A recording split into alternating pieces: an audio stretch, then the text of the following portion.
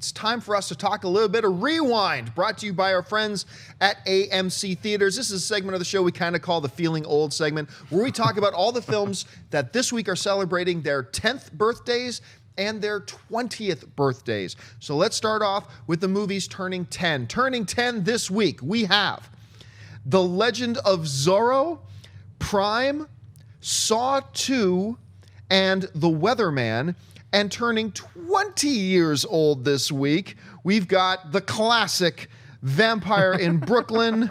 We have Three Wishes, Powder, and Copycat. Schnepp, out of these films that are celebrating birthdays this week, the 10th and the 20th, which ones stand out to you? Well, just the poster alone for Copycat and Powder, I didn't realize how close and similar they are, you know. Yeah. Both creepy dudes with glasses reflecting stuff. The Powder one is it's definitely a strange film. You know, a lot of shots of a dude who's like hairless, taking showers and stuff. It's like, I remember watching part of it and then just turning it off. I was like, I don't need to watch any more of this. You know, I don't care what happens to Powder or whatever, this weird like ghost goth kid. I do remember The Weatherman though. The Weatherman is a really fun film. I enjoyed Weatherman. Yeah. Nick Cage with his bow and arrow, you know, kind of hanging out, doing weird stuff, you know. So those are the ones I remember. Now, wasn't Copycat, who's the big jazz singer? Harry Connick Jr. Was he not the villain in that? That's right, I remember that. The one, I mean, Legend of Zorro, I thought I had a lot of fun with Legend of Zorro as well. Saw 2, when Saw was still a pretty good franchise.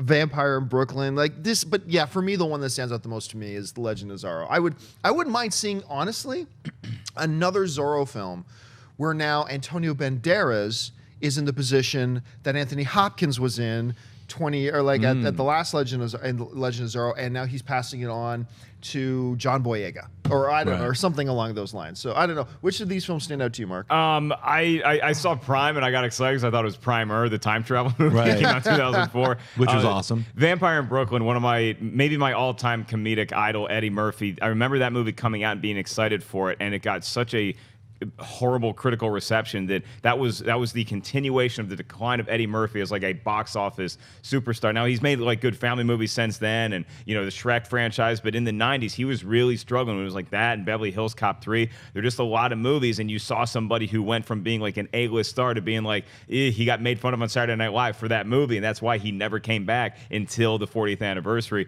Also, Powder is a movie that didn't do that well in theaters, but it's just still today in the consciousness of everybody. Everybody knows what Powder is. And they get it. Like, I could be on stage at any comedy club in America, say Powder, and they know I'm talking about the dude who got struck by lightning who's totally pale and has these weird powers. It's kind of cool.